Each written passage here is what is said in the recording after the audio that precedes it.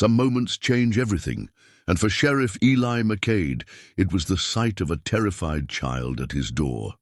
Every parent's worst nightmare was about to unfold in the quiet town of Willow Creek. 8-year-old Clara stumbled into his office that evening, clutching her belly with trembling hands. "Sheriff," she whispered, "my belly is moving." When old Doc Harrison examined her, what he found wasn't any illness he'd seen in 40 years. Of practice. Something was moving inside her, something that shouldn't exist. The discovery would lead them to the abandoned silver mine outside town, a place locals had whispered about for decades. What connection did this child have to the mine that was sealed 30 years ago? But how could something buried so long ago suddenly return through an innocent girl? Before we jump back in, tell us where you're tuning in from, and if this story touches you, make sure you're subscribed, because tomorrow I've saved something extra special for you. The autumn wind carried dust and memories through Willow Creek's main street, where Sheriff Eli McCade had walked the same worn path for 23 years.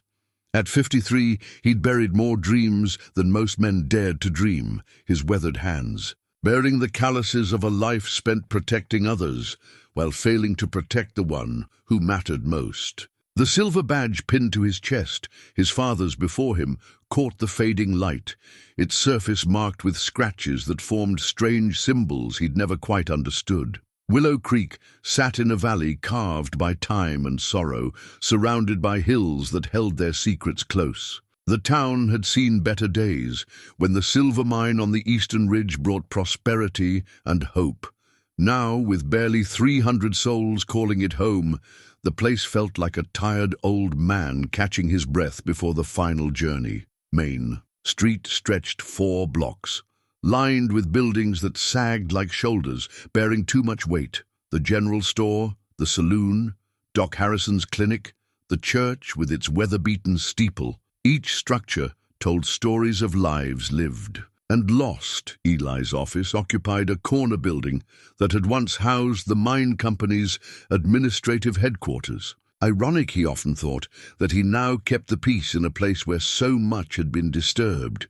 The wooden floors creaked with familiarity under his boots, and the walls bore photographs of sheriffs past, including his father, who'd worn the badge with quiet dignity until the mine took him too.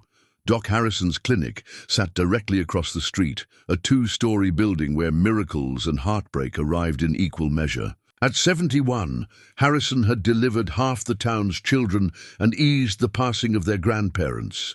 His hands, steady as granite despite his years, had sewn up knife wounds, set broken bones, and held dying men while they whispered their final words. But tonight, those same hands trembled as he examined little Clara. The child lay on the examination table like a broken doll, her dress, a simple blue cotton thing, somehow threaded with silver strands that caught the lamplight, in ways that made Eli's eyes water. Where had those threads come from? He'd seen that dress when Clara stumbled into his office, but he couldn't remember the silver being so prominent, so alive in the fabric. The strange markings on his father's badge seemed to pulse with the same ethereal glow. Sheriff. Doc Harrison's voice carried the weight of 4 decades treating the impossible. I've delivered babies, treated consumption, set bones shattered by mine cave-ins, but this, he gestured helplessly at Clara's small form, this defies everything I know about the human body. Clara's breathing remained steady, but beneath her skin, something shifted and moved like a living thing seeking escape. Her auburn hair spread across the white pillow, framing a face too knowing for her 8 years. Even in her fitful sleep, her lips moved silently, forming words in languages neither man recognized. "Tell me what you found," Eli said.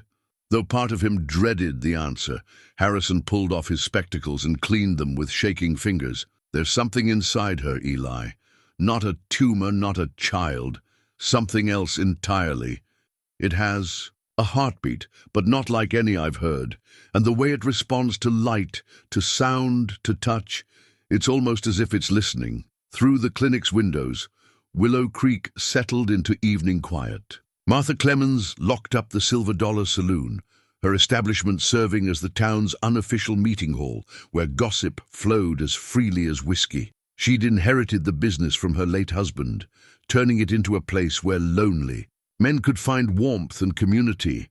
Tonight, she paused at her door, her weathered face turned toward the clinic with concern etched in every line. Deputy Jake Morrison, barely 30 and eager to prove himself worthy of the badge, patrolled the quiet streets with the dedication of youth. He'd grown up hearing stories about the mine, about the 12 men who died in the collapse 30 years ago, about the strange occurrences that followed until the entrance was sealed with concrete and steel. Like most young folks, he'd dismissed the tales as the superstitious ramblings of old-timers. Tonight, watching Dr. Harrison's clinic burn with lamplight well past usual hours, he wondered if those old stories carried more truth than he'd wanted to believe. The abandoned silver mine loomed over the town like a sleeping giant.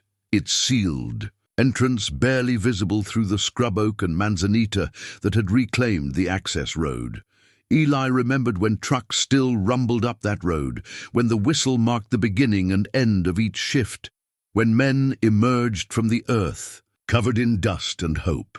The Consolidated Mining Company had pulled millions in silver from those tunnels, before the cave-in claimed 12 lives and the company's nerve.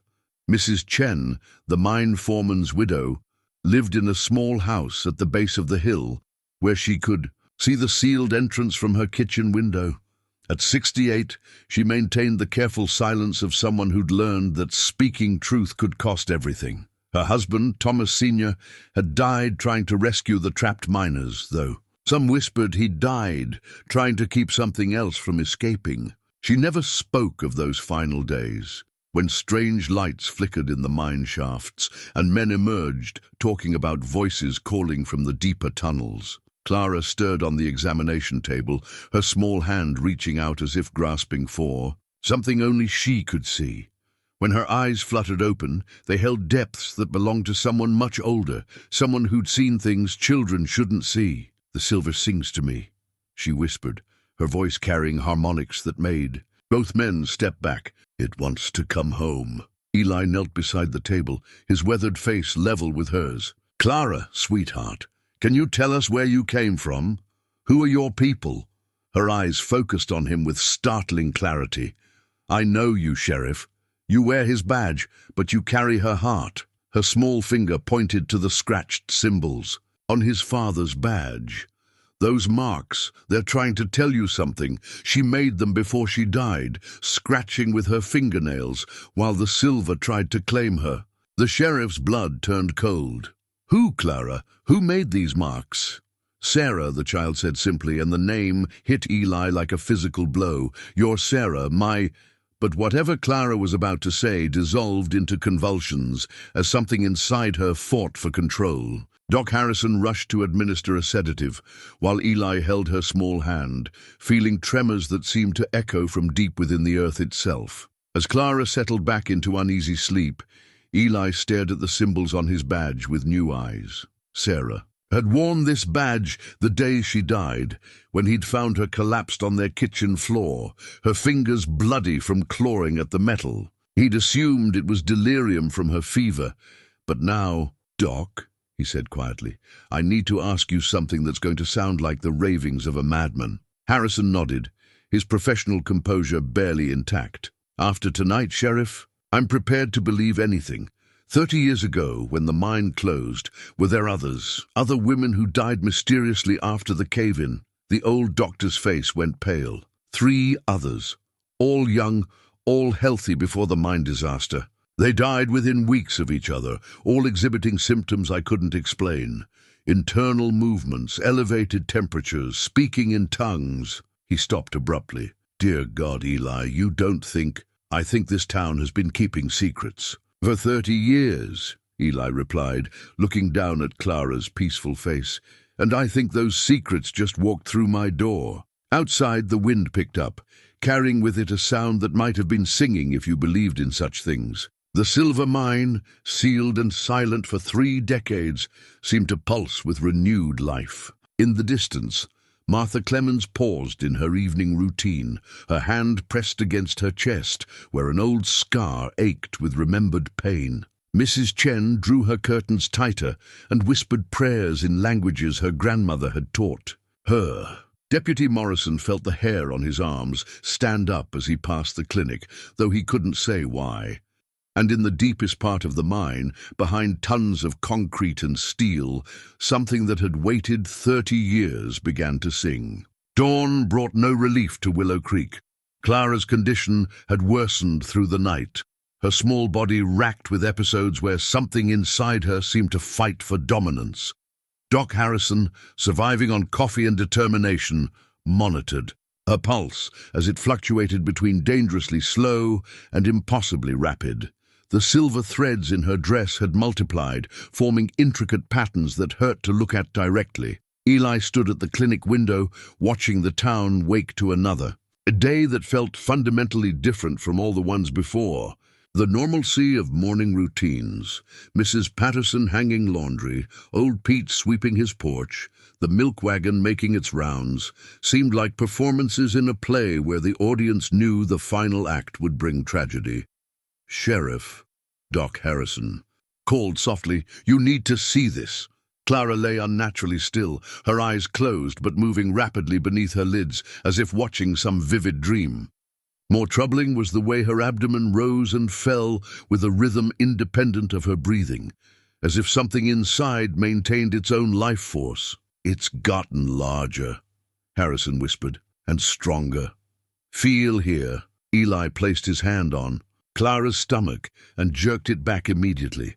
Something had pushed against his palm from within, deliberate and aware, not the random movement of a medical anomaly, but the purposeful response of an intelligence. "Jesus, Mary, and Joseph," he breathed. "That's not the worst of it," Harrison continued. "She's been talking in her sleep. Names, Sheriff, the names of the men who died in the mine." As if summoned by their conversation, Clara's lips began to move. Her voice, when it came, carried the rough cadence of a middle-aged miner. "Tommy Chen, you get yourself out of that tunnel right now.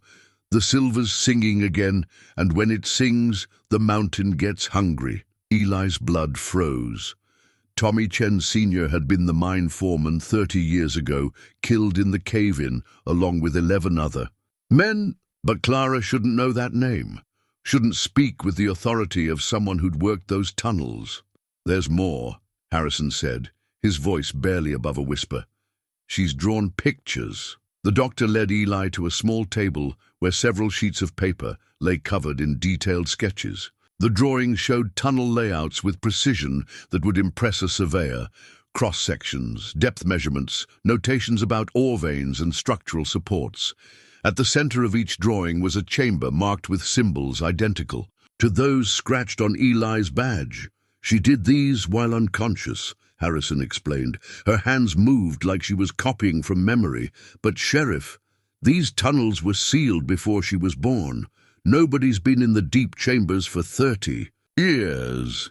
Eli studied the drawings, recognizing the main shaft layouts from his father's old papers. But the deeper sections, the chambers Clara had sketched with such care, those had been off-limits even when the mine operated. Dangerous territory where cave-ins were common and strange accidents occurred with unsettling frequency.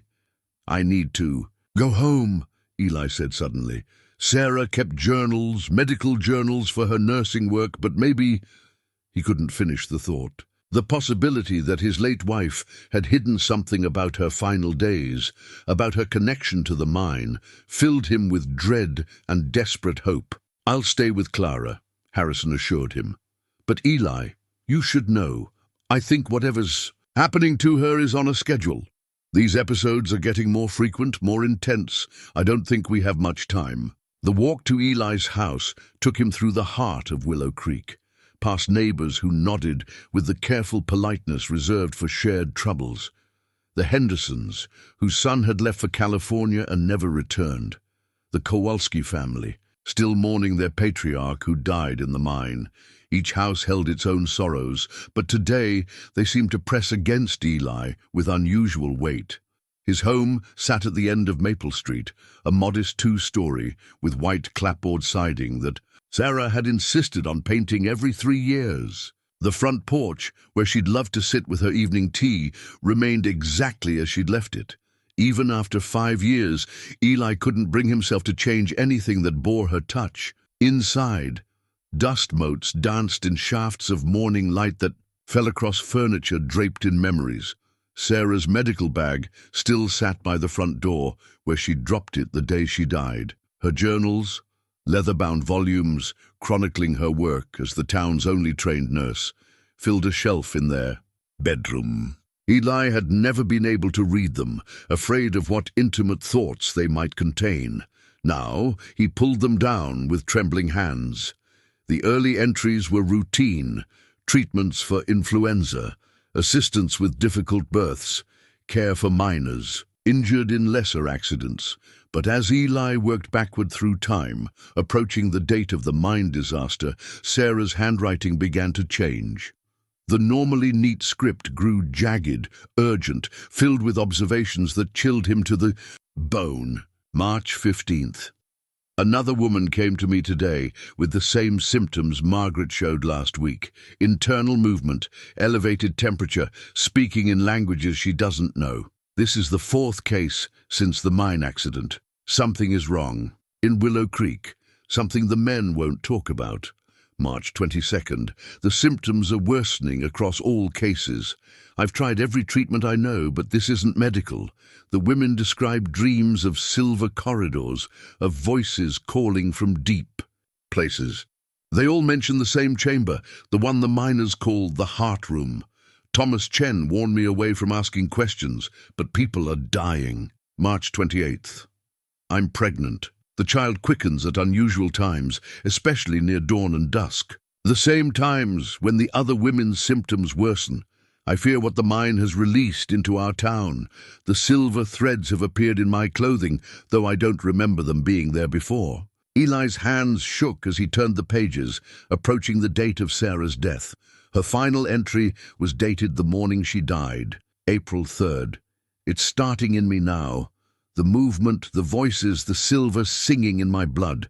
I know what the mine wants, what it's trying to accomplish through us. The chamber they blasted into wasn't empty, it was a prison. And now something ancient has found a way to return to the world through our children. I won't let it use my baby for this purpose. I won't let it take what Eli and I created out of love and twist it into something dark. If I can't stop it, I'll hide the child where the silver can't find her. The symbols I've carved into Eli's badge should protect. The entry ended abruptly, Sarah's pen trailing off the page in a jagged line. Eli sank into their old reading chair, the journal heavy in his lap. Sarah had been pregnant when she died, pregnant with their child. But she'd hidden this from him, even as she fought some supernatural force that threatened their unborn baby. The symbols on his badge weren't random scratches. They were protection, carved by a dying woman trying to save her child. A child who might still be alive. A child who might be lying in Doc Harrison's clinic right now, her belly moving with something that shouldn't exist, speaking the names of dead miners. The pieces of the puzzle clicked together with horrible clarity. Clara wasn't some mysterious orphan who'd wandered into Willow Creek. She was his daughter, aged supernaturally by whatever force had claimed her, kept alive for 8 years, while something else grew inside her. Something that had been waiting for the right time to emerge. Eli stood on unsteady legs, Sarah's journal clutched against his chest. He had to return to the clinic, had to confront the truth about Clara, about what the mine had done to his family. But first, he needed answers that only one person in Willow Creek might possess. Mrs. Chen had been married to the mine foreman. If anyone knew what had really happened in those final days, what her husband had died trying to contain, it would be her. The silver mine's sealed entrance seemed to watch him as he walked toward the Chen house, its concrete barriers like closed eyes that might open at any moment. In the distance, he could hear singing, faint and ethereal, rising from deep places that had been silent for 30 years. Time was running out. Mrs. Chen's house sat in the shadow of the sealed mine, like a sentry keeping watch over secrets too dangerous to speak. The elderly woman answered Eli's knock with eyes that held the weight of 30 years' silence, her weathered hands still, steady despite her age. In her apron pocket she kept her late husband's compass, the same instrument that had guided him through the mine's deepest tunnels before the cave-in claimed his life. "Sheriff McCade," she said, her voice carrying the careful neutrality of someone who'd learned that truth often carried a terrible price. "I wondered when you'd come asking questions. Mrs. Chen, I need to know what really happened in the mine, what my wife was investigating before she died." The old woman's composure cracked slightly. "Sarah was a good woman, Sheriff. Too good for what she tried to do." She stepped aside, gesturing him into a parlor that smelled of jasmine tea and old sorrows. "But some knowledge burns the person who carries it." Eli followed her inside, noting how every window faced away from the mine. Even the mirrors were positioned so they couldn't reflect the sealed entrance. This wasn't coincidence. It was deliberate protection against something that shouldn't be seen. "There's a child at Doc Harrison's clinic," Eli said without preamble. "She's 8 years old, but she knows things about the mine that she shouldn't. She drew maps of tunnels that have been sealed since before she was born." Mrs. Chen poured tea with hands that trembled slightly. "What else does she know? She knows the names of the men who died. She speaks in their voices." Eli pulled out his father's badge, showing her the scratched symbols. "And she says Sarah made these marks." The old woman's teacup rattled against its saucer. "Your wife came to me the week before she died, desperate, pregnant, talking about dreams that weren't dreams. She'd figured out what the mine company found in the deep chambers, what they released when they blasted through that final wall." "Tell me." Mrs. Chen walked to her kitchen window, gazing toward the mine with eyes full of remembered horror. "The silver veins led deep, Sheriff, deeper than any natural formation should go. My Thomas, he was the best foreman this valley ever knew, but those last months he came home different, frightened. He said they'd found chambers that weren't carved by miners, walls covered in symbols that hurt to look at." She reached into her apron and withdrew an old compass, its brass casing tarnished with age. When she held it up, the needle spun wildly, never settling on magnetic north. Instead, it pointed steadily toward the sealed mine entrance. "This was Thomas's compass," she continued, "started acting strange after they opened the heart room. Every compass in the mine did the same thing, pointed toward whatever they'd released instead of north." "What was in the heart room?" "Prison," Mrs. Chen said simply. "An ancient prison carved from living rock, lined with silver to contain something that shouldn't exist in our world. The mining company knew what they were doing when they blasted through that final barrier. They'd found references to it in old survey records, stories from the indigenous people who lived here first. But silver was worth more than sense to those men." Eli studied the spinning compass, feeling a chill that had nothing to do with the morning air. "What happened to the other women? The ones who got sick after the cave-in?" "They died protecting their children," Mrs. Chen said, her voice heavy with old grief. "Each one fought the thing that tried to use them as vessels.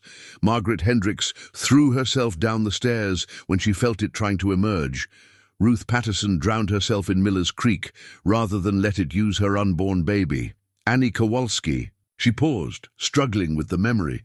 "Annie took poison rather than give birth to whatever was growing inside her. But Sarah survived longer. Sarah was different, stronger, a nurse, trained to understand the body in ways the others couldn't. She figured out how to slow the process, how to hide the child from whatever hunted through blood and bone." Mrs. Chen's eyes filled with unshed tears. "She came to me the night before she died, carrying a bundle. Said she'd found a way to save her baby, but it would cost her everything." "A bundle. Your daughter, Sheriff, newborn and perfect, but touched by silver light that made her seem older than her days." Sarah had delivered her own child in secret, cut the connection between mother and the thing that wanted to possess them both. Eli's legs nearly gave way. Clara wasn't just his daughter, she was a baby who'd been hidden for 8 years, kept, safe by Sarah's sacrifice, but marked by the supernatural force that had killed her mother. Where has she been all this time? With the sisters at the mission in Santa Fe. Sarah arranged it before she died, told them the child was an orphan who needed special care. But the silver never stopped calling to her. It's been growing stronger these past months, pulling her back to where it started. The pieces fell into place with horrible clarity. Clara's mysterious appearance, her impossible knowledge of the mine, the way she seemed to age before their eyes. She was caught between 2 worlds, pulled back to Willow Creek by forces beyond. Human understanding. Mrs. Chen, what killed your husband? The truth this time. The old woman turned from the window, her face etched with 3 decades of carefully guarded pain. Thomas didn't die in the cave-in, Sheriff. He died 3 days later trying to reseal what the company had opened. The 12 miners, they weren't killed by falling rocks. They were consumed by something that had been sleeping in silver dreams. For centuries, something that needed human vessels to return to our world. And now it's trying to use Clara. She's the last connection to what happened 30 years ago. The thing in the mine has been patient, waiting for the right moment. But patience has limits, even for ancient evil. A commotion from the direction of town interrupted their conversation. Through Mrs. Chen's front window, they could see people running toward the clinic, their faces tight with fear. "Go!" Mrs. Chen urged, pressing the spinning compass into Eli's hands. "Your daughter needs you. But remember, Sheriff, the silver sings sweetest just before it claims what it wants most." Eli ran toward the clinic with the compass clutching in his fist, its needle spinning wildly as something in Willow Creek stirred to terrible life. Behind him, Mrs. Chen stood in her doorway, watching the sealed mine entrance, where shadows seemed to move behind concrete and steel. The singing had grown louder, rising from depths that should have been silent forever. And in the clinic, Clara was no longer the frightened child who'd stumbled into his office. She was becoming something else, something that remembered silver corridors and voices calling from the dark. Time was running out faster than anyone had imagined. Eli burst through the clinic doors to find chaos barely contained within its walls. Clara writhed on the examination table, her small body arched in impossible angles, while Doc Harrison struggled to hold her down. But it wasn't the child's physical distress that stopped Eli cold. It was the voice pouring from her lips, deep and masculine, speaking with the authority of a man long dead. "The silver veins run deeper than you think, Tom Chen. We found the heart room, just like the old maps promised. The company's paying triple wages to anyone brave enough to work the deep tunnels, but I don't like the singing that comes from behind that wall." "That's Jim Hendricks," whispered Deputy Morrison, who'd arrived ahead of Eli. "My grandfather told me stories about Jim Hendricks. He died in the mine 30 years ago."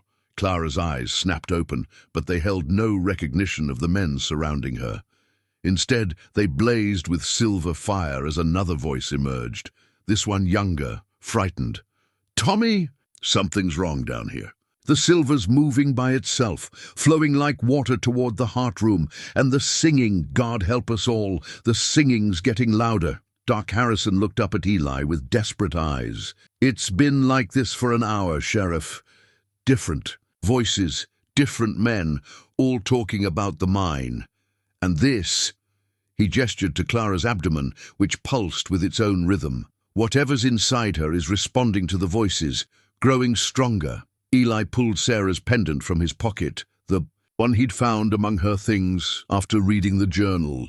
In the presence of Clara's supernatural condition, the tarnished silver began to glow with warm light, its surface etched with symbols that matched those on his badge. "Clara," he said softly, approaching the table with careful steps. "Clara, if you can hear me, I need you to fight whatever's trying to control you. I'm your father, and I'm going to help you." For a moment the voices stopped. Clara's body relaxed and her eyes, her own eyes, brown like Sarah's, found his face. "Papa," she whispered, and the single word carried 8 years of longing. "I've been waiting for you to find me." But the moment of connection shattered as something inside her surged against the bonds of her small body. Clara screamed, a sound that belonged to no human child, and the silver pendant in Eli's hand flared with protective light. Through the clinic windows, townspeople had gathered, their faces pressed against the glass like spectators at some terrible performance. Martha Clemens stood at the front of the crowd, her weathered hands pressed to her chest, where an old scar throbbed with sympathetic pain. She'd been one of the lucky ones 30 years ago, pregnant, but somehow spared the fate that claimed the other women. Now she watched Clara's torment with the horror of someone who recognized familiar demons. "We need to get her away from here," Eli said, "away from the mind's influence." "I tried that," Doc Harrison replied grimly. "Earlier this morning, when the episode started getting worse, we made it maybe half a mile out of town before she collapsed. Her pulse nearly stopped, like whatever's inside her can't survive away from this place." The truth hit Eli with crushing clarity. Clara wasn't just connected to the mine, she was bound to it, tethered by forces that would kill her if severed. The silver in her blood, the entity growing inside her, they were all part of the same supernatural web that had claimed her mother. Outside, the crowd parted as Mrs. Chen's grandson, Thomas Jr., approached the clinic. At 45, he carried the weight of family secrets in his shoulders, secrets his grandmother had finally decided to share. He pushed through the clinic doors with the determined stride of a man who'd spent too many years running from the truth. "Sheriff McCade," he said, removing his hat respectfully. "My grandmother sent me. She said it's time you knew everything about what happened in the mine." "Thomas, now's not the time. It's the only time," Thomas interrupted, his voice urgent. "Look at her, Sheriff. Look at what's happening to your daughter. The same thing happened to my father in the days before he died. The voices, the possession, the silver fire in the eyes. He was trying to warn us about what the mining company had unleashed."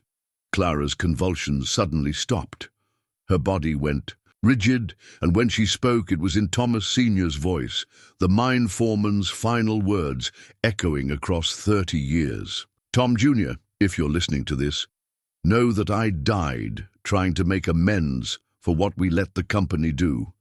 The heart room wasn't empty when we broke through. It was a prison.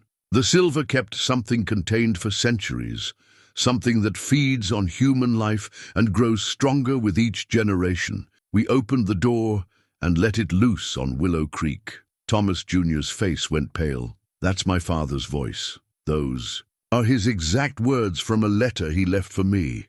A letter I never showed anyone. The entity uses the dead to speak with the living," Doc Harrison observed grimly. "It's trying to communicate something important." Clara's voice changed again, becoming Sarah's gentle tones. "Eli, my love, I'm so sorry I couldn't tell you about Clara before I died. I hid her with the sisters because I knew the silver would come for her eventually. The pendant will protect her, but only for a while.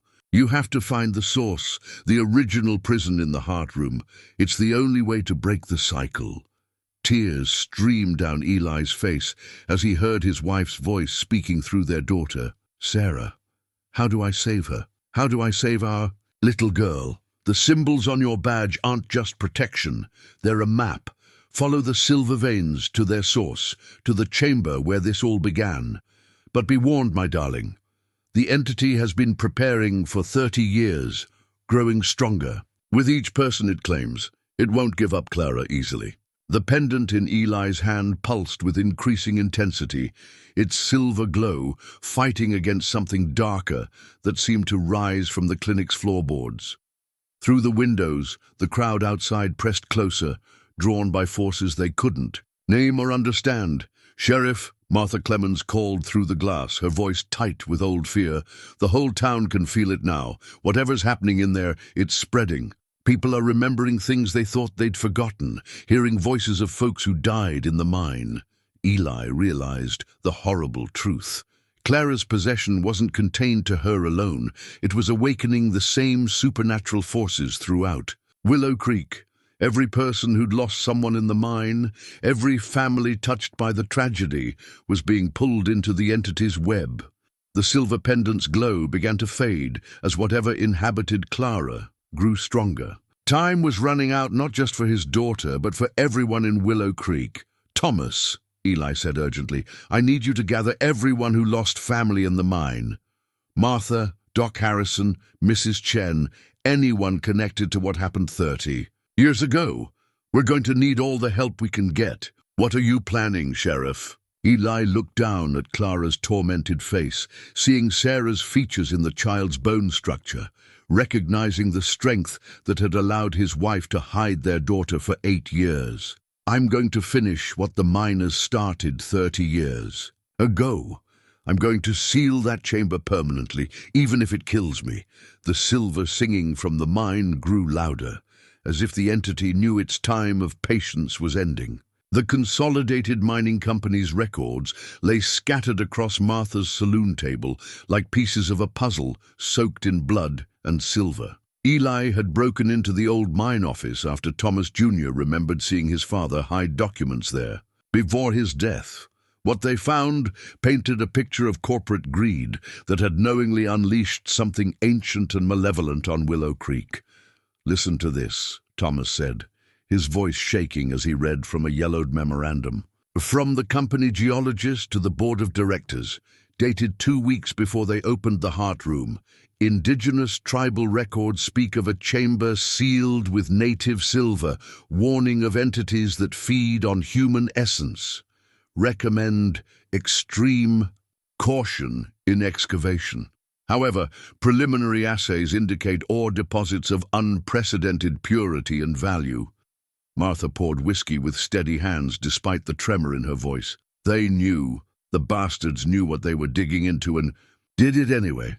Outside the saloon, Willow Creek had transformed into a town under siege by its own history. Families huddled in their homes while voices of the dead whispered from empty buildings. The phenomenon wasn't limited to the clinic anymore. It had spread like a supernatural contagion, awakening every tragedy the mine had caused. Doc Harrison examined a leather-bound ledger with growing horror. These accounting records show payments to tribal elders for consultation regarding site preparation. They paid the indigenous people for warnings about the site, then ignored everything they were told. "What did the tribal elders say?" Eli asked, though he dreaded the answer. That the silver veins were placed there deliberately as a prison for something called the hunger. An entity that consumed human essence to grow stronger, feeding on generations until it could break free from its physical bonds. Clara lay on a makeshift bed in the saloon's back room, her condition stabilized by Sarah's pendant, but growing worse by the hour. The silver threads in her dress had formed intricate patterns that seemed to move when no one was looking directly at them, creating symbols that matched those found in the mining company's stolen tribal documents. "She's not the first, Mrs. Chen said quietly, entering the saloon with a bundle wrapped in oilcloth.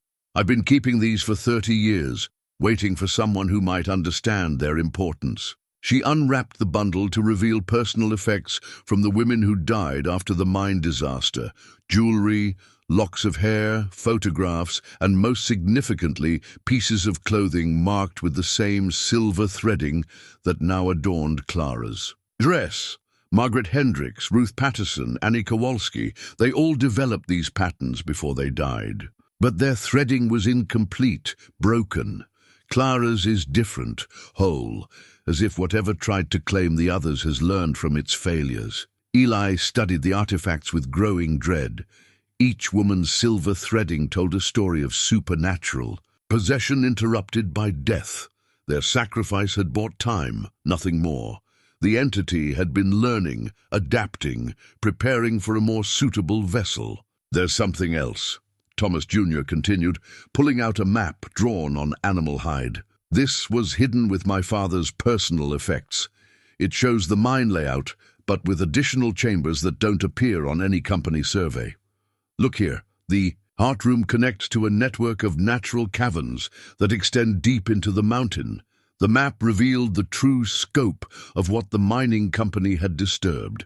The heart room wasn't an isolated chamber, but the center of an underground complex that stretched for miles beneath Willow Creek. Silver veins ran through the entire network like a circulatory system, with the heart room serving as the entity's imprisoned core. The indigenous people didn't just seal one chamber, Doc Harrison realized. They created an entire prison system, using the mountain itself to contain this thing. And the mining company broke every single barrier, Martha added grimly.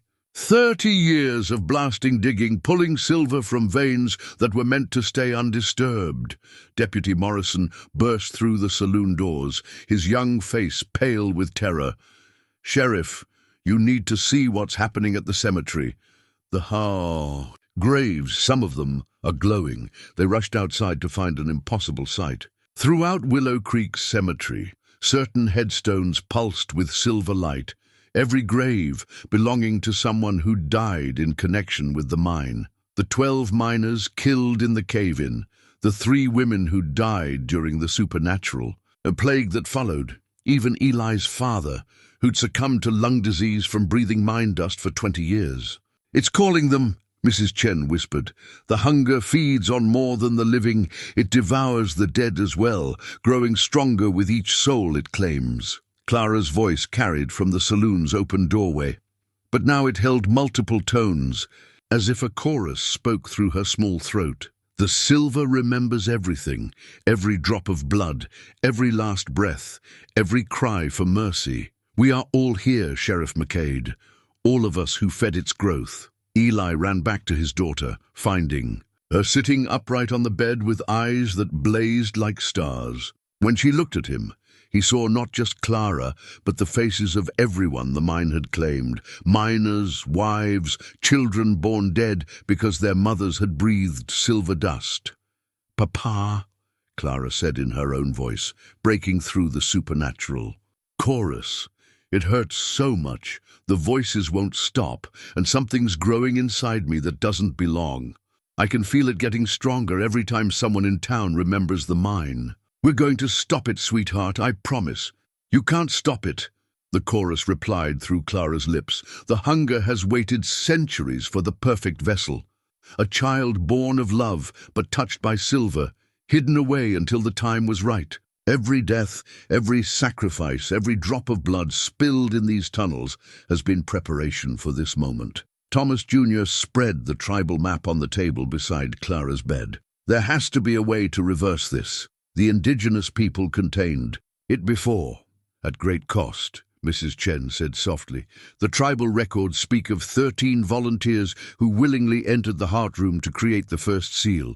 13 souls who bound themselves to the prison to keep the hunger contained. And it's broken free 3 times before," Doc Harrison added, reading from the mining company documents. "Each time it grew stronger. Each time more people died, creating a new prison." Eli stared at the map, tracing the silver veins with his finger. "What if we don't try to contain it? What if we destroy it entirely?" "The entity is tied to the silver itself," Martha pointed out. "As long as those veins exist, it can regenerate. You'd have to collapse the entire mountain to—" She stopped mid-sentence, realization dawning in her eyes. "The mine's structural supports," Thomas Jr. said, understanding immediately.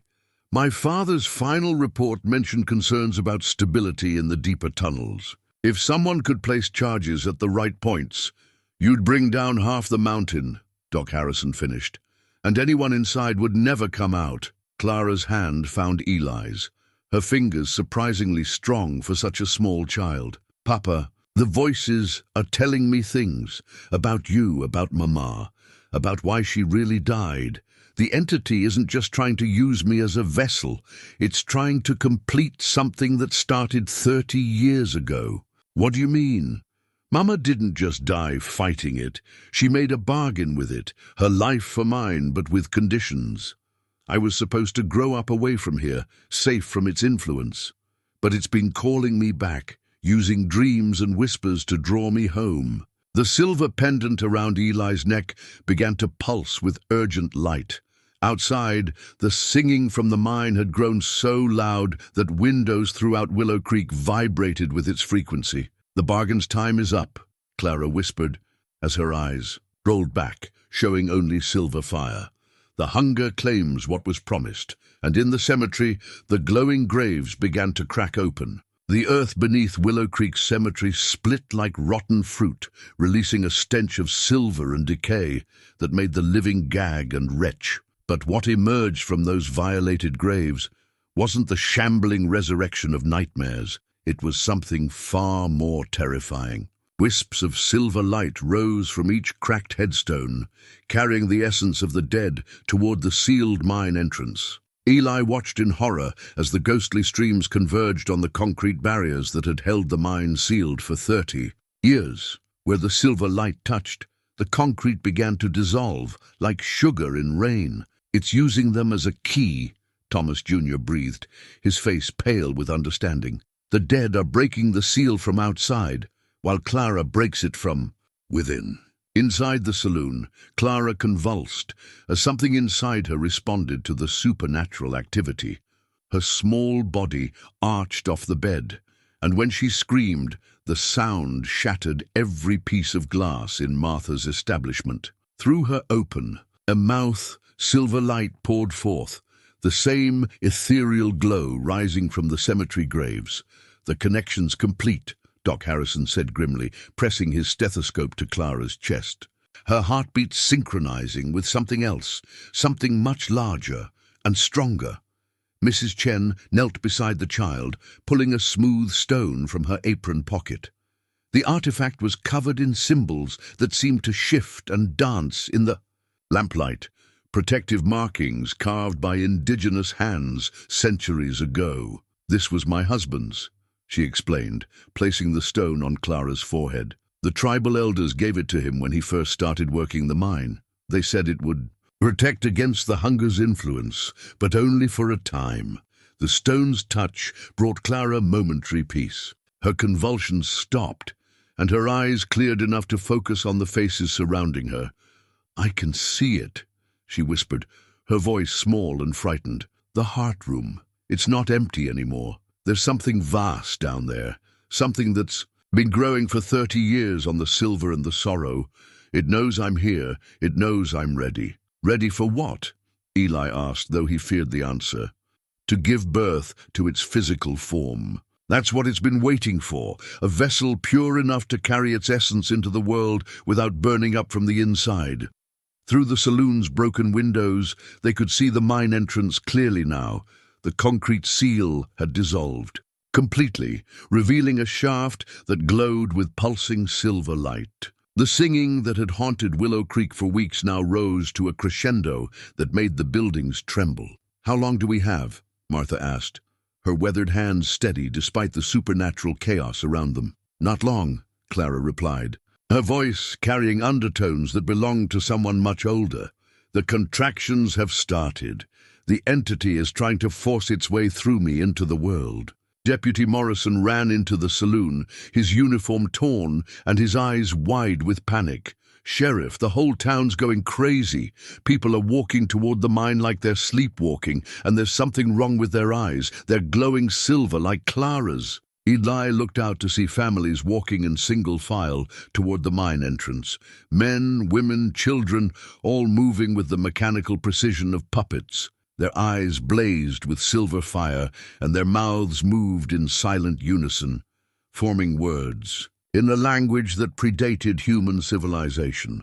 "It's calling its congregation," Mrs. Chen said, with the quiet despair of someone who'd seen this before. "The hunger needs witnesses for what's about to happen, an audience for its birth into the physical world."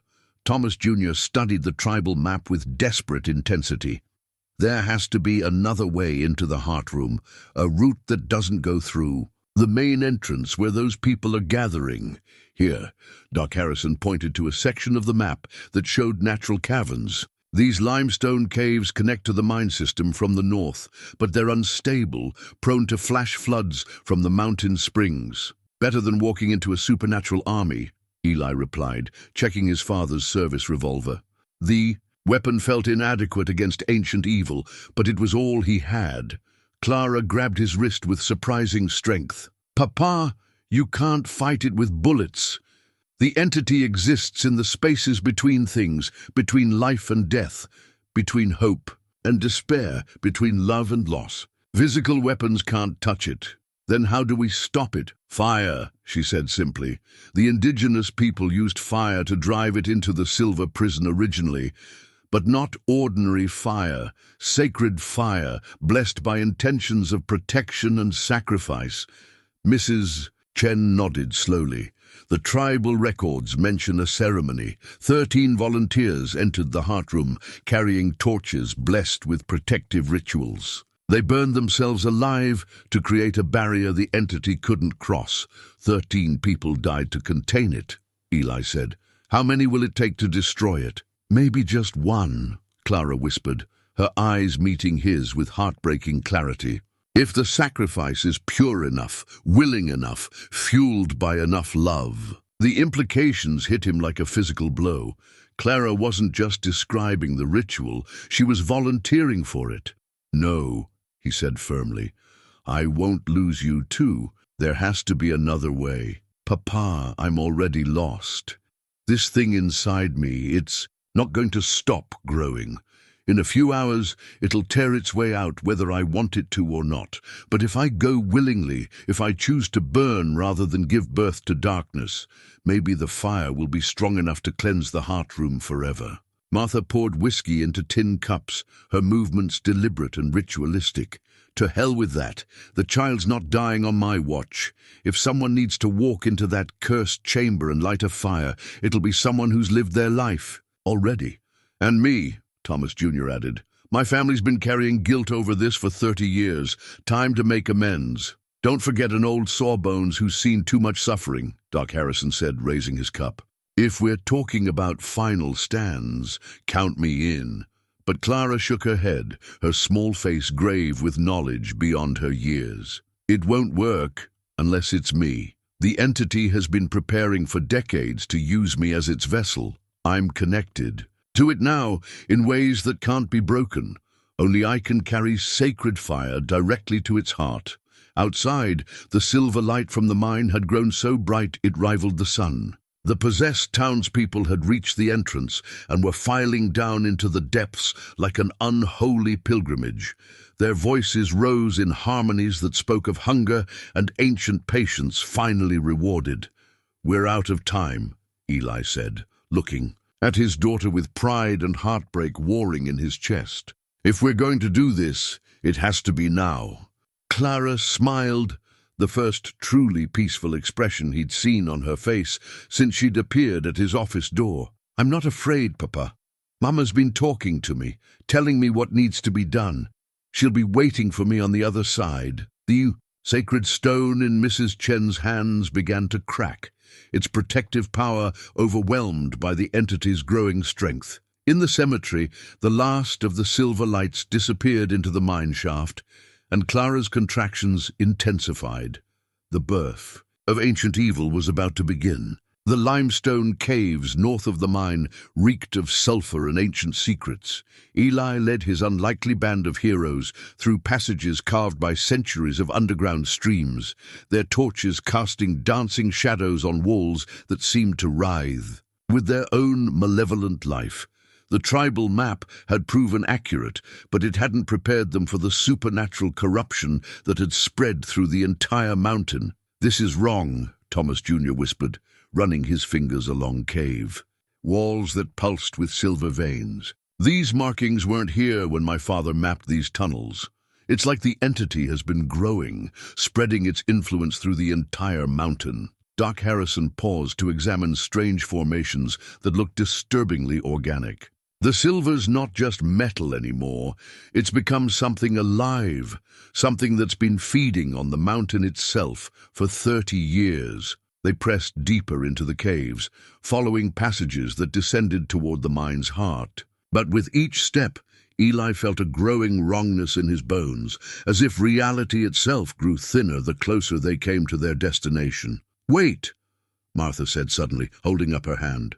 "Do you hear that?" Through the rock, they could hear singing, not the ethereal silver song they'd grown accustomed to, but human voices raised in what sounded like celebration.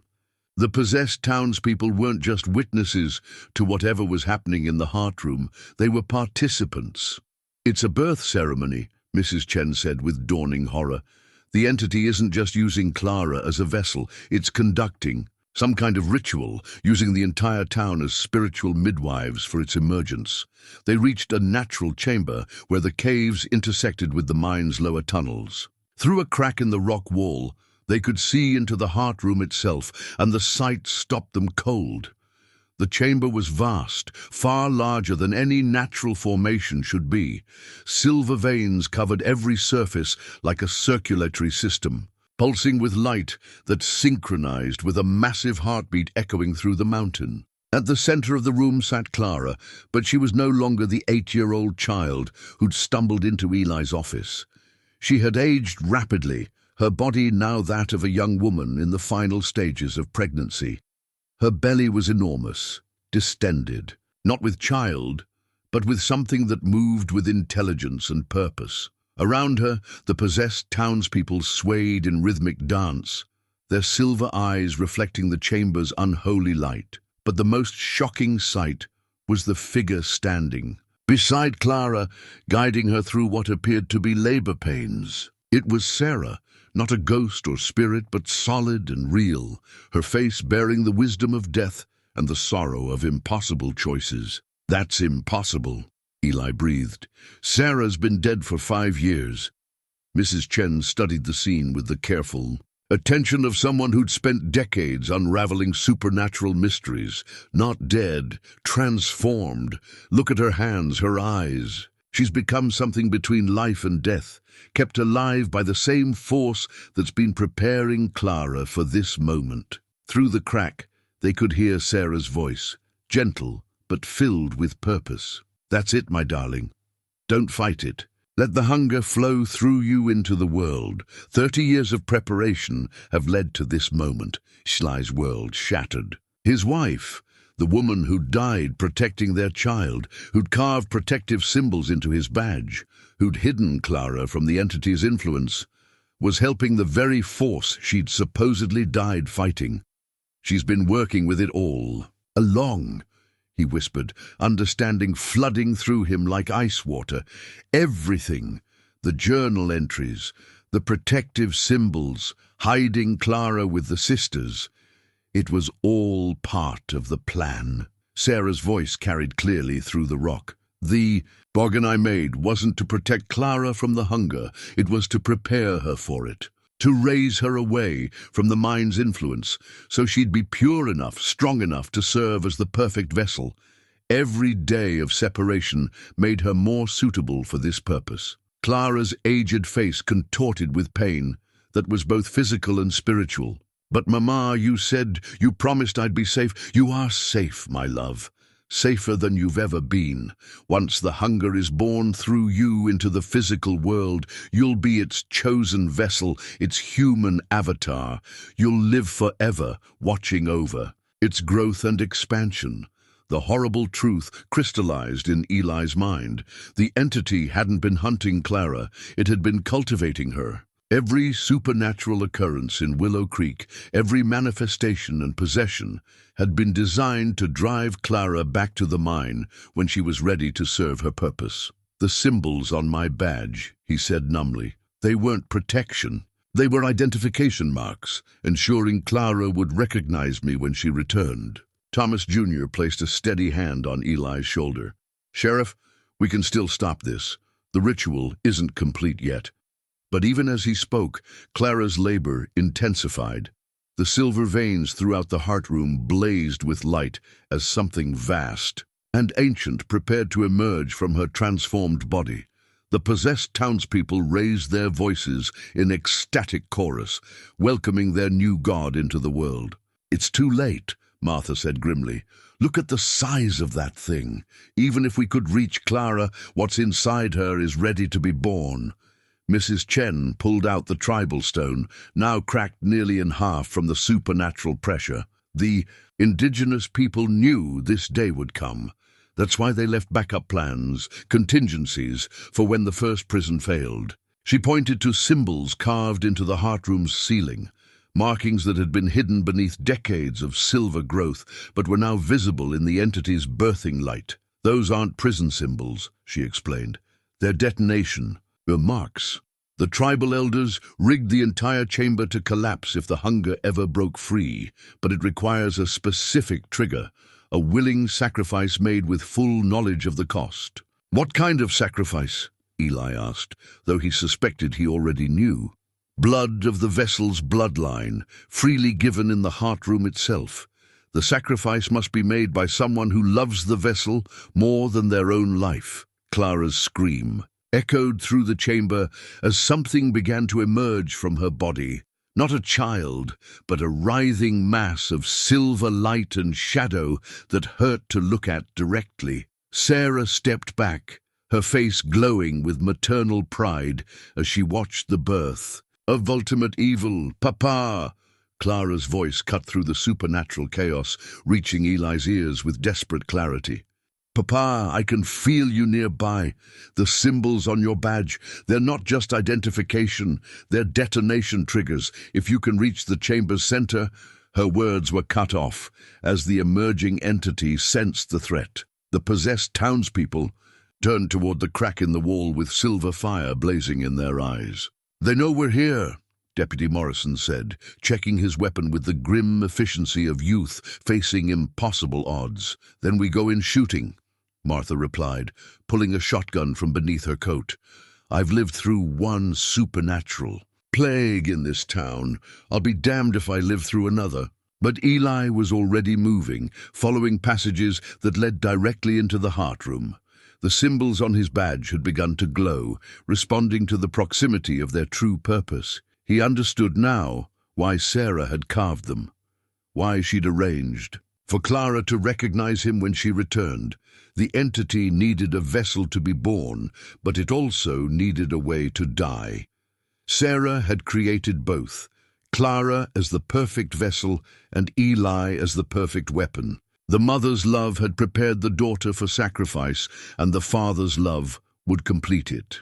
Behind him, his companions fought to keep up, as the mountain itself seemed to resist their progress. Ahead lay the heart room, where his wife waited. Beside their transformed daughter, where ancient evil prepared to enter the world, and where Sheriff Eli McCade would finally understand the true price of love and duty. The silver singing reached a crescendo that shattered rock and sanity alike. In the heart room, Clara's transformed body began the final stage of an impossible birth, while her father raced through passages carved from stone and shadow to reach her before it was too late. But in his heart, Eli knew the terrible truth. He wasn't racing to save his daughter.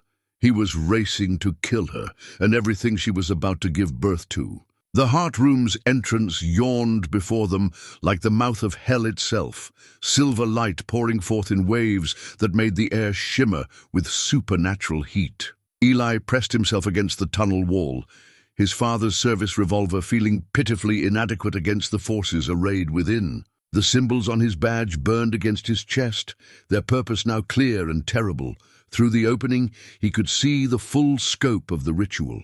Clara, no longer a child but a young woman transformed by supernatural forces, knelt at the chamber's center, her swollen belly pulsing with each contraction. The thing inside her had grown massive, pressing against her skin in ways that defied human anatomy. Around her, the possessed townspeople swayed in perfect synchronization, their voices raised in harmonies that spoke of ancient hunger finally satisfied.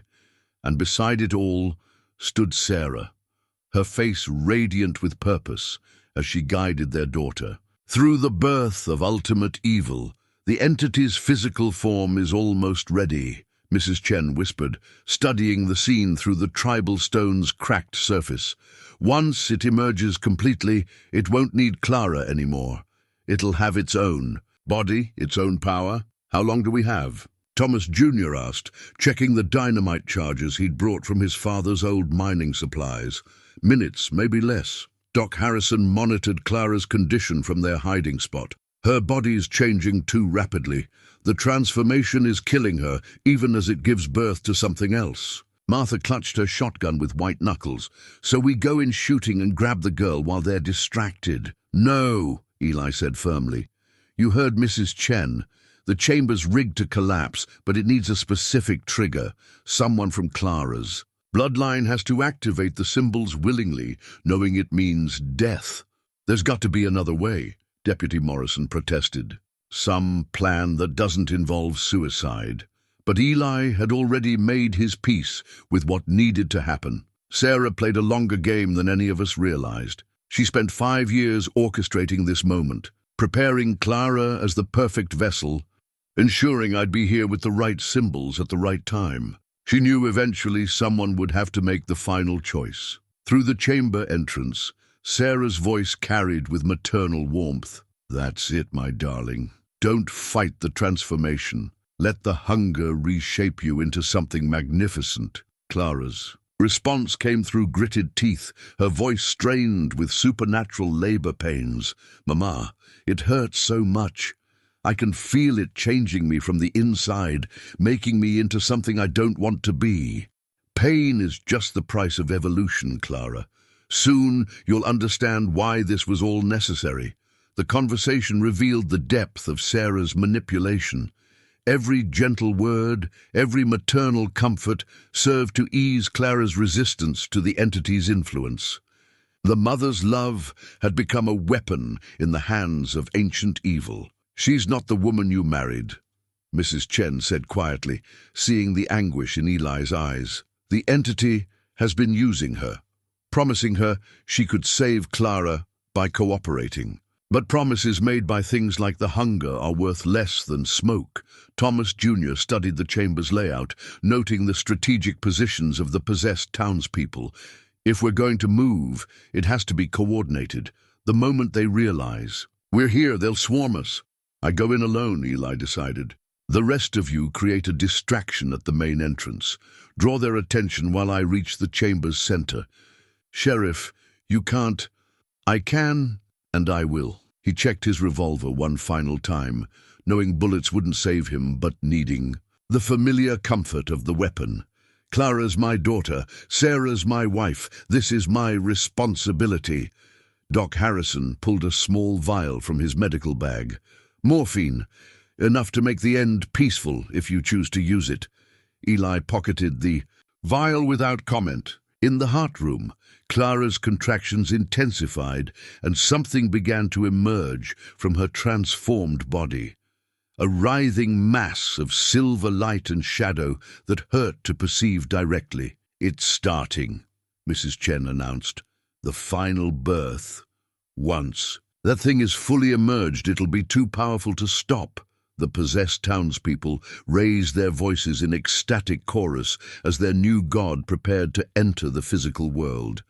Men and women who'd been neighbors, friends, family members now, served as willing midwives to ultimate evil. Their eyes blazed with silver fire, and their movements had the mechanical precision of puppets, controlled by a master intelligence. Why them? Deputy Morrison asked. Why possess the whole town? Witnesses, Sarah's voice answered from within. The chamber somehow carrying clearly despite the supernatural chaos. The hunger feeds on human emotion, fear, love, hope, despair. The more people present for its birth, the stronger it becomes. Every heart that beats in terror or joy adds to its power. Clara's scream echoed through the mountain as something vast and impossible forced its way through her transformed flesh.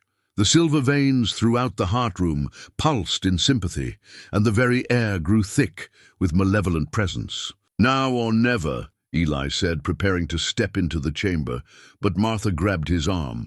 Wait, look at the symbols on the ceiling. They're not just carved into the rock, they're filled with something. She was right.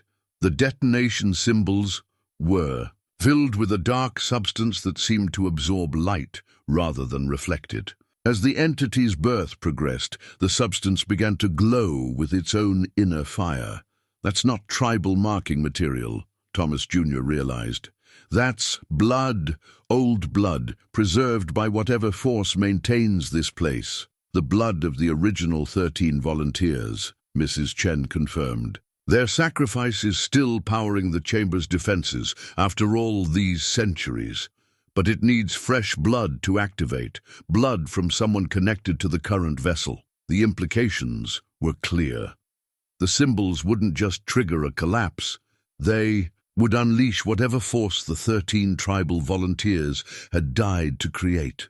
A supernatural explosion that would cleanse the heart room of evil influence forever. It'll kill everything in the chamber, Doc Harrison said grimly. The entity, Clara, Sarah, all the possessed townspeople, nothing will survive. Eli nodded, understanding the full scope of the sacrifice required. But it'll also kill the hunger permanently. No more vessels, no more possessions, no more supernatural. And plagues, the cycle ends here. In the chamber, Clara's transformation reached its climax. The thing emerging from her body was taking shape, a form that combined human features with geometries that shouldn't exist in three-dimensional space. Its presence warped reality around it, making the air thick with possibilities that human minds couldn't process. The vessel has served its purpose, Sarah announced, stepping away from Clara's convulsing form. The hunger is born into the physical world. Now it can grow without the limitations of human flesh.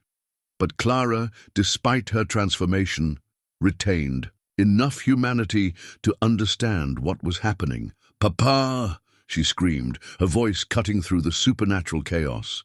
"Papa, I know you're here. The symbols, you have to activate them. Don't let this thing use my body to hurt people." The possessed townspeople turned toward the tunnel entrance with silver fire blazing in their eyes. They detected the presence of outsiders, and their mechanical movement spoke of a hive mind preparing to defend its newborn god. "They're coming," Deputy Morrison warned, raising his weapon.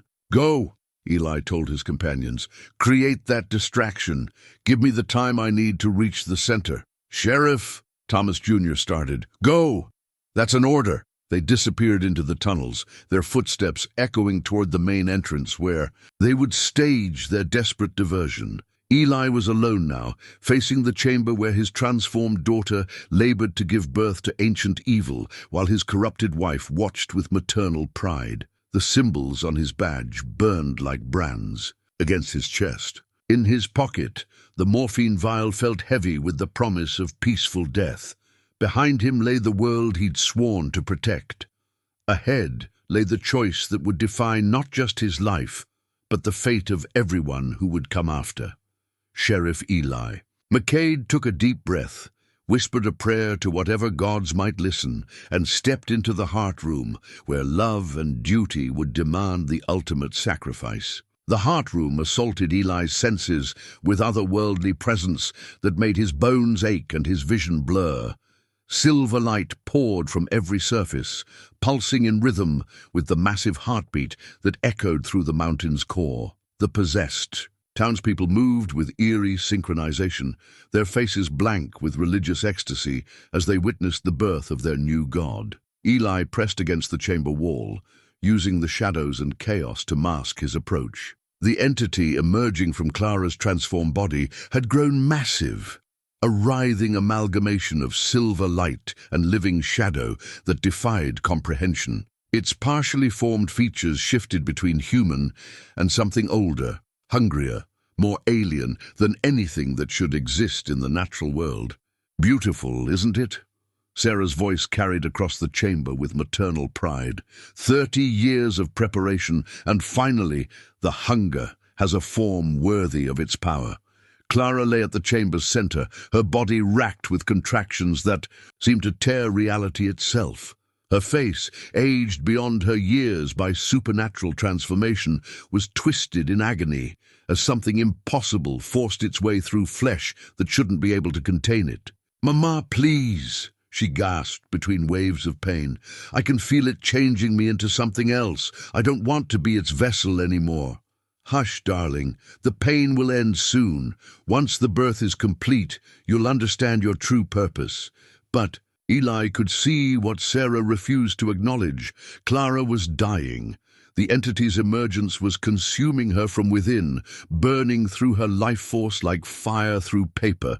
Her transformed body was a temporary container, nothing more. When the hunger finished being born, there would be nothing left of his daughter but an empty shell.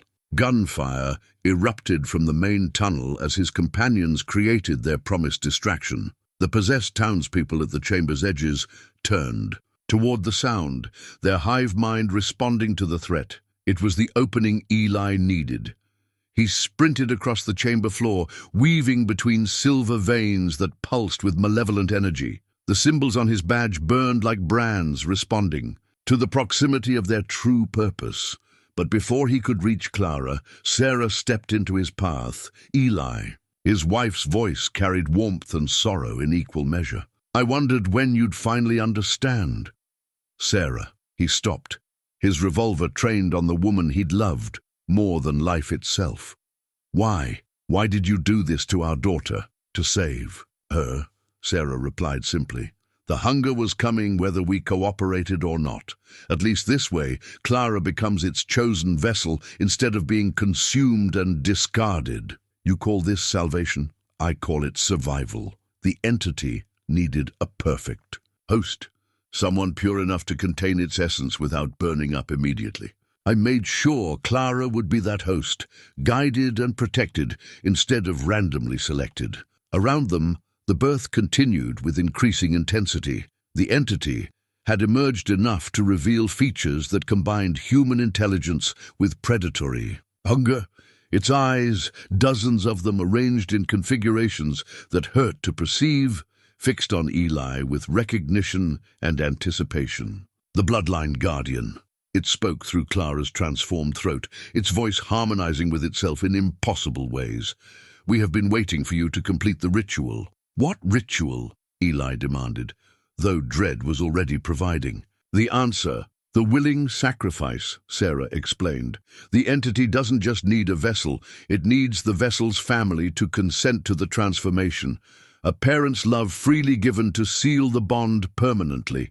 The horrible truth crystallized. Eli wasn't here to destroy the entity, he was here to complete its apotheosis. Every step of his journey, every choice that had led him to this moment had been orchestrated to bring him willingly to the heart room. "The symbols on your badge aren't detonation triggers," Sarah continued.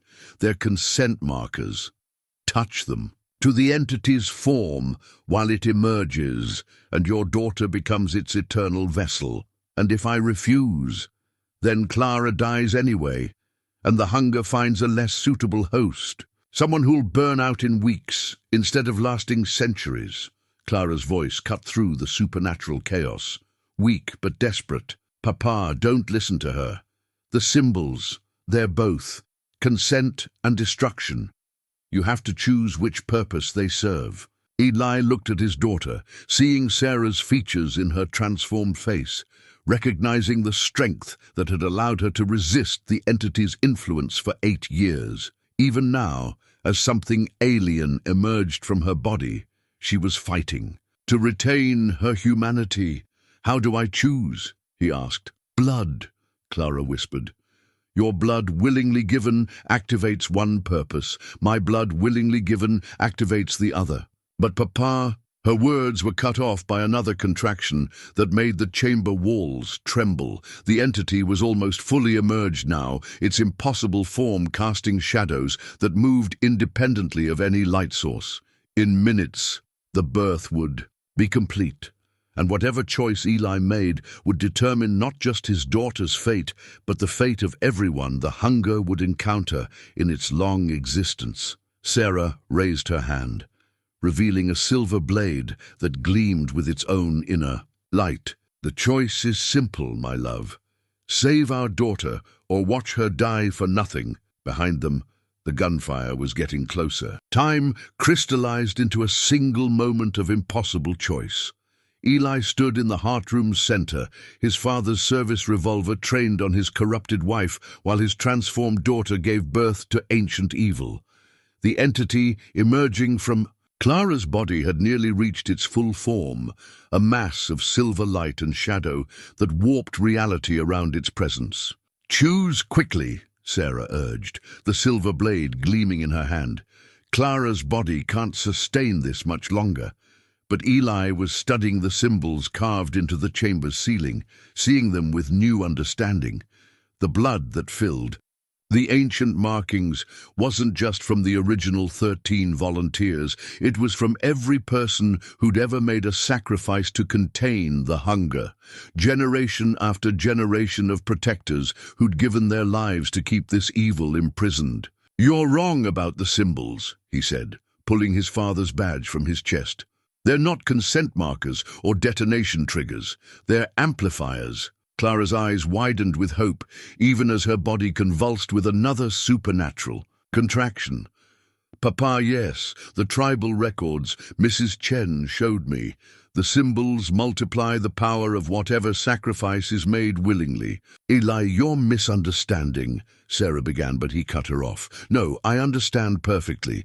You've been playing both sides from the beginning, helping the entity prepare Clara as its vessel, while also ensuring I'd be here with the means to destroy it. You created the perfect trap for the hunger." The entity's partially formed features twisted with something that might have been concern. Through Clara's voice, it spoke with harmonics that made the chamber walls vibrate. "The bloodline guardian speaks truth. The vessel's mother has been duplicitous in her loyalties."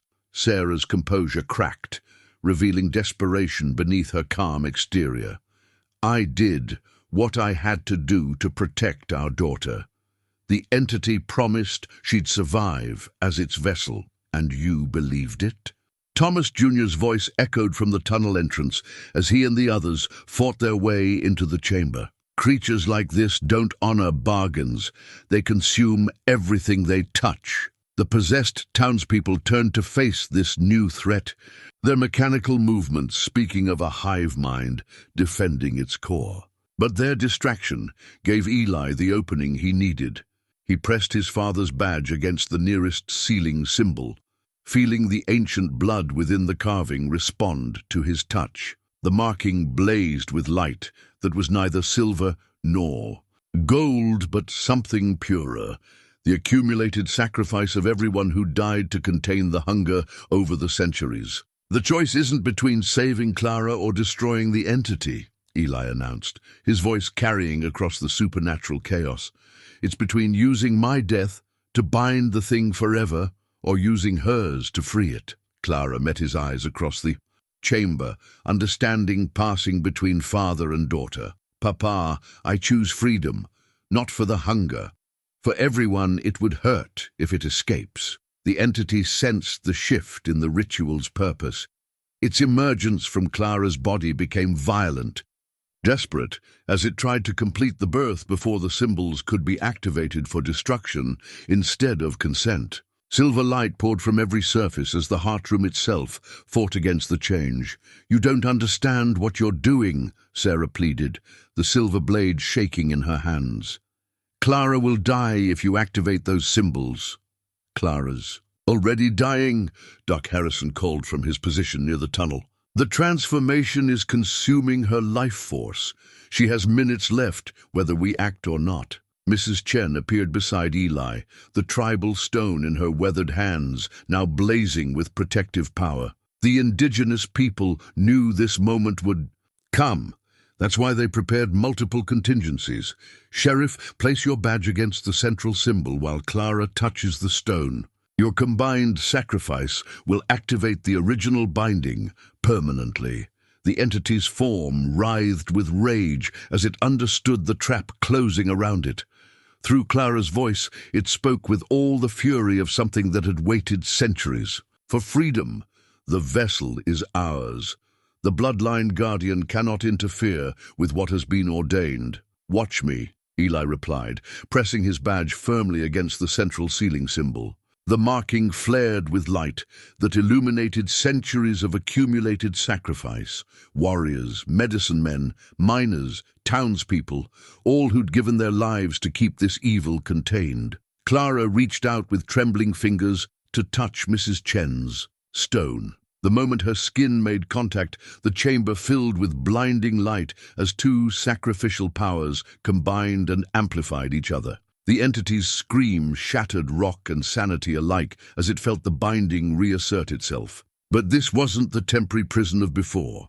This was permanent destruction, powered by freely given love and willing sacrifice. "Papa," Clara whispered as the light consumed her transformed body. "Tell everyone I chose to be brave. I will.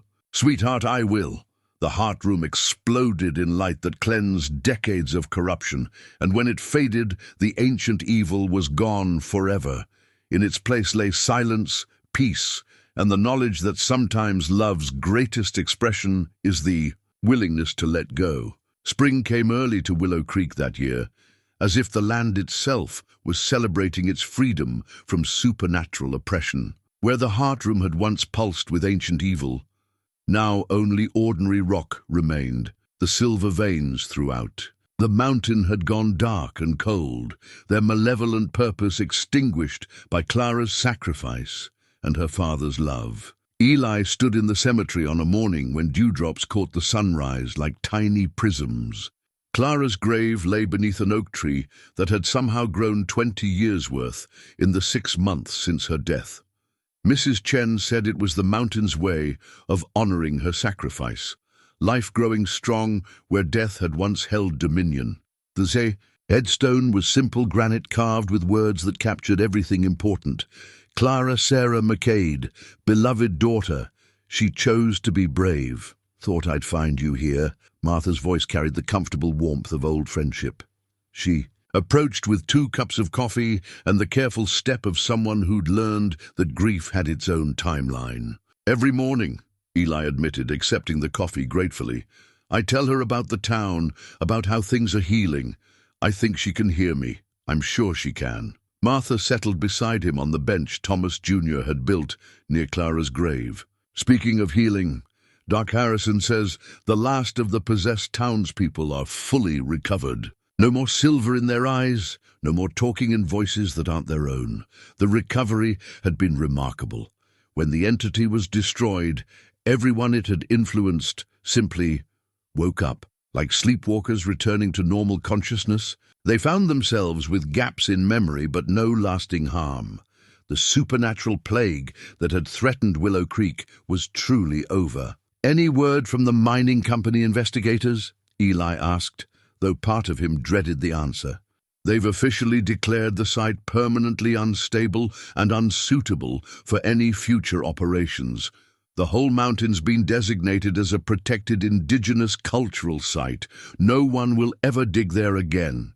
It had taken considerable effort to convince the authorities that the mine's collapse was due to structural instability rather than supernatural intervention. But with Mrs. Chen's help, and several carefully omitted details, they'd managed to close the official investigation without raising uncomfortable questions about ancient evil and willing sacrifice. Thomas Jr. approached with his usual respectful nod, carrying a bundle of wildflowers that Clara had loved. "Sheriff, I wanted you to know we've finished the memorial for the 12 miners. It'll be dedicated next Sunday, if you'd like to attend." "I'll be there," Eli promised. The memorial had been Thomas's idea, a way to honor not just his father and the other men who'd died in the original cave-in, but everyone who'd suffered because of the mining company's greed and the supernatural forces it had unleashed. "There's something else," Thomas continued. "My grandmother wanted me to give you this." He handed Eli a small leather pouch that felt warm to the touch. Inside was a silver pendant, not the corrupted metal that had caused so much suffering, but pure silver worked by indigenous hands into protective symbols. She said, "Clara would want you to have it. protection against any other supernatural forces that might threaten the town. Eli fastened the pendant around his neck, feeling a sense of peace settle over him. Mrs. Chen had become something of a spiritual guardian for Willow Creek, teaching those willing to learn about the old ways of protecting sacred places. "How's she doing?" he asked. "Better every day. She says the land is healing itself, that the corruption the entity left behind is finally being cleansed. Give it another year, and this whole valley will be as peaceful as it was before the mining company ever arrived." Deputy Morrison, now Sheriff Morrison since Eli had decided to step down, jogged up with the easy energy of youth carrying important news. "Eli, there's someone here to see you.